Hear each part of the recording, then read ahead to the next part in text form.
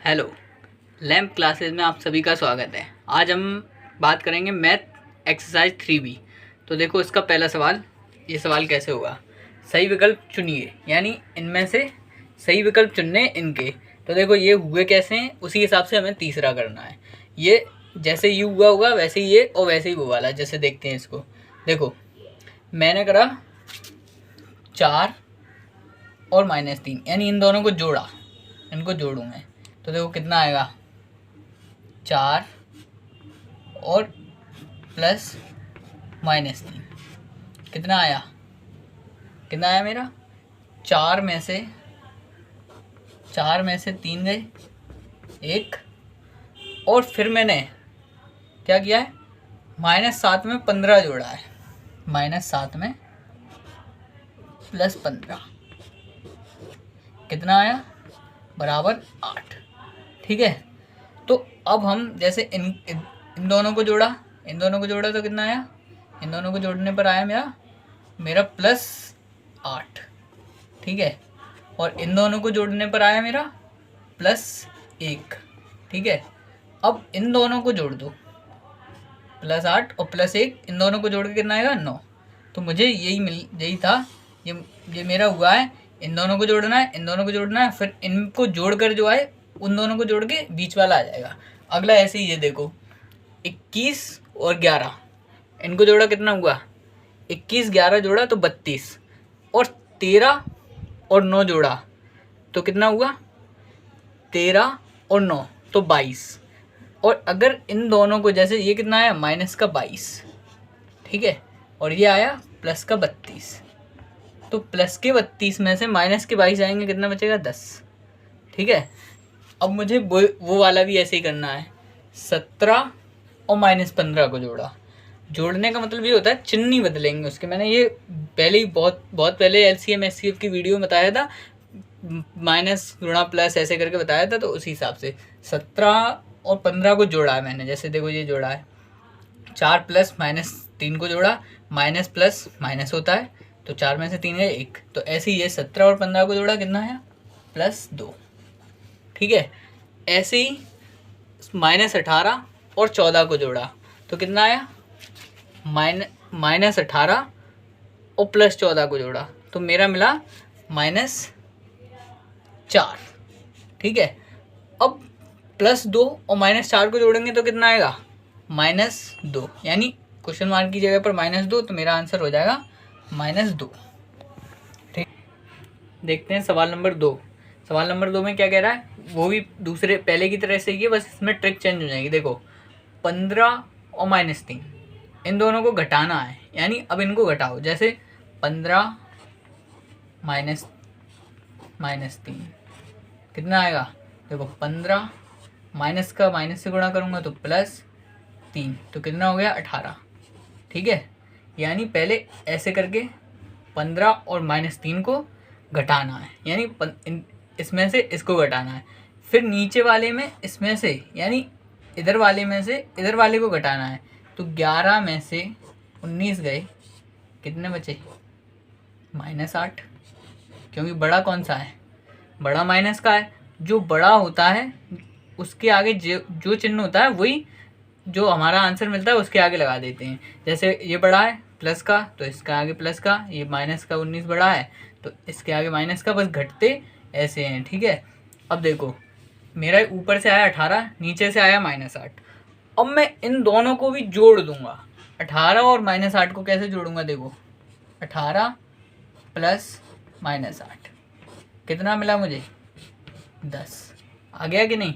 यानी पहले ऊपर वाले को इधर की तरफ से घटाना है, फिर नीचे वाले को इधर की तरफ से घटाना है, फिर ऊपर वाले और नीचे वाले दोनों को जोड़ देना है। तो देखो कैसे, 10 में से 4 गए, कितने बचे, +6।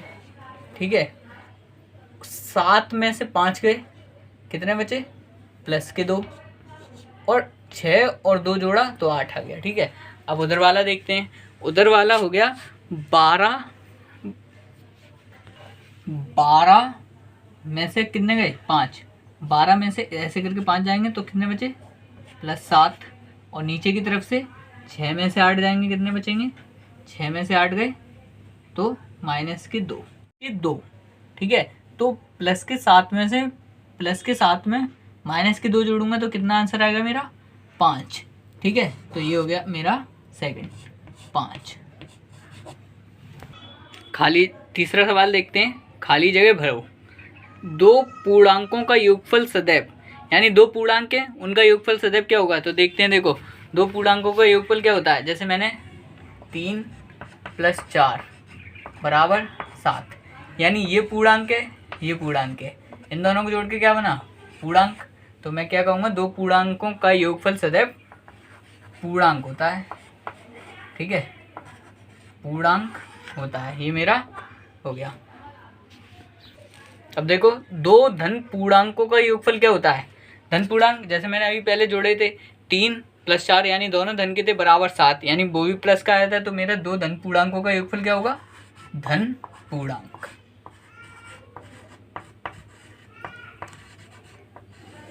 ठीक है। अब देखते हैं 2 ऋण पूर्णांकों का योगफल। 2 ऋण पूर्णांकों का योगफल कितना होगा, देखते हैं। देखो जैसे मैंने जोड़ा -3 और इन दोनों का मतलब 2 ऋण पूर्णांक लेने उनका योगफल प्लस -4 कितना होगा। देखो -3 का -3 प्लस माइनस का गुणा करोगे तो -4, आंसर आएगा हमारा -3 और -4 जोड़कर, यानी -3 है और -4 है, -3 -4। और जब दोनों एक ही चिन्ह वाले होते हैं तो वो दोनों आपस में जुड़ जाते हैं, ये हो जाएगा 7। चिन्ह जो सबसे बड़े वाले पर लगा होता है वो वाला, 4 इनमें सबसे बड़ा है, उस पर माइनस का चिन्ह लगाया तो ये माइनस हो गया। यानी क्या पता चला मुझे कि माइनस का पूर्णांक माइनस में जोड़कर क्या आता है, ऋण पूर्णांक, यानी ऋण पूर्णांकों का योगफल हमेशा ऋण पूर्णांक होता है। तो मैं लिख दूंगा ऋण पूर्णांक, ठीक है। अब देखते हैं सवाल नंबर 4। सवाल नंबर 4, सत्य अथवा असत्य लिखिए, यानी कौन सा सत्य है कौन सा असत्य है ये लिखना है। किसी पूर्णांक तथा इसके योगात्मक प्रतिलोम का योगफल 0 होता है, ये बताना है। यानी किसी पूर्णांक, जैसे मैंने लिया 2, ठीक है। अब इसका योगात्मक प्रतिलोम क्या होगा, -2, ठीक है। और वो कह रहा है इसका योगफल, तो योगफल मुझे पता है -2 का योगफल यानी 2 में -2 को जोड़ूं कितना होगा 0, वो यही बात कह रहा है, योगफल 0 होता है। तो ये मेरा सत्य है, सत्य।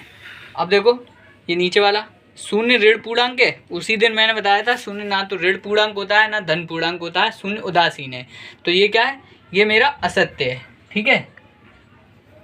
अब देखो 2 ऋण पूर्णांकों का योगफल धन पूर्णांक होता है, यानी 2 ऋण पूर्णांक हैं। अभी मैंने थोड़ी देर पहले भी जोड़ के दिखाया था आपको, 2 ऋण पूर्णांक है, जैसे -2 और -2, एक और -2 ले लो और उन दोनों पूर्णांकों को का योगफल करो, क्या आएगा, धन पूर्णांक आएगा, नहीं आएगा। तो क्या है ये, 2 ऋण पूर्णांकों का योगफल धन पूर्णांक होता है, नहीं होता। 2 ऋण पूर्णांकों का योगफल ऋण पूर्णांक ही होता है। तो क्या होगा, 2 ऋण पूर्णांकों का योगफल धन पूर्णांक होता है, नहीं होता। तो ये है मेरा असत्य। किसी पूर्णांक और 0 का योगफल उस पूर्णांक के बराबर होता है। अब देखो किसी पूर्णांक और 0 को जोड़ो, जैसे मैंने जोड़ा 4 + 0 बराबर कितना आएगा 4। तो मुझसे वो यही बात कह रहा है, किसी पूर्णांक और 0 का योगफल उस पूर्णांक के बराबर होता है। तो ये सत्य है, ठीक है, सत्य। अब देखते हैं, एक ऋण और एक धन पूर्णांक का योगफल सदैव धन पूर्णांक होता है, यानी एक ऋण पूर्णांक ले लें और एक धन पूर्णांक ले लें और उसका योगफल सदैव धन पूर्णांक हो सकता है। तो देखते हैं, देखो जैसे मैंने एक ऋण पूर्णांक लिया पहले -3, ठीक है, और फिर एक धन पूर्णांक लिया, जैसे मैंने लिया +2। बताओ इनका कितना आएगा। अगर मैं इन दोनों को जोड़ूंगा, यानी बीच में प्लस लगाऊंगा, ये प्लस प्लस प्लस हो जाएगा, -3 और +2 कितना रहेगा, मेरे पास -3 है और +2 है, तो कितना रह जाएगा, 3 में से 2 चले जाएगा और चिन्ह माइनस का लग जाएगा, यानी -1। बताओ, एक ऋण का पूर्णांक है एक धन का पूर्णांक है, योगफल धन का आया है, नहीं आया। कौन सा चिन्ह लगाते हैं, मेरे पास -3 है, यानी मेरा घाटा है माइनस का और प्लस के 2 हैं, -3 और +2, यानी 3 में से 2 चले जाएंगे, 3 में से 2 जाएंगे, 1 बचेगा और चिन्ह लगा देंगे माइनस का, क्योंकि एक माइनस का एक प्लस का, दोनों समान चिन्ह वाले होते तो आपस में जुड़ जाते, लेकिन ये समान चिन्ह वाले नहीं है तो आपस में घटेंगे। अब मैंने 1 लिया, जैसे मैंने लिया +3 और उसमें जोड़ा -2, तो अब कितना आएगा, अब प्लस का 1 आएगा। तो मैं ये कह सकता हूँ कि एक ऋण और एक धन पूर्णांक का योगफल सदैव धन पूर्णांक होता है, नहीं होता। सदैव धन पूर्णांक नहीं होगा, कभी वो धन भी हो सकता है, कभी वो ऋण भी हो सकता है। तो मेरा क्या होगा, ये असत्य, असत्य। ठीक है, अब देखते हैं संख्या रेखा पर -18 और +18 शून्य से समान दूरी पर हैं। देखिए मैंने उस दिन संख्या रेखा बनाई थी, संख्या रेखा बीच में शून्य होता है। अगर हम इधर जैसे बीच में शून्य, ठीक है, अगर हम इधर जितनी दूरी बढ़ें -18 और इधर जितनी दूरी बढ़ें +18, ठीक है, तो देखो -18 और +18 दोनों बराबर की दूरी पर हैं, तो ये मेरा है सत्य, सत्य। अब देखते हैं 2 धन पूर्णांकों का योगफल सदैव धन पूर्णांक होता है। जैसे अभी थोड़ी देर पहले करके गए थे, 2 ऋण पूर्णांकों का योगफल सदैव ऋण पूर्णांक होता है, ऐसे ही 2 धन पूर्णांकों का योगफल सदैव धन पूर्णांक होता है। तो ये भी सत्य है, तो इसमें भी लिख दो सत्य। अगर आपको हमारी ये वीडियो अच्छी लगी हो तो इसको लाइक करें, चैनल को सब्सक्राइब करें और वीडियो को शेयर करें।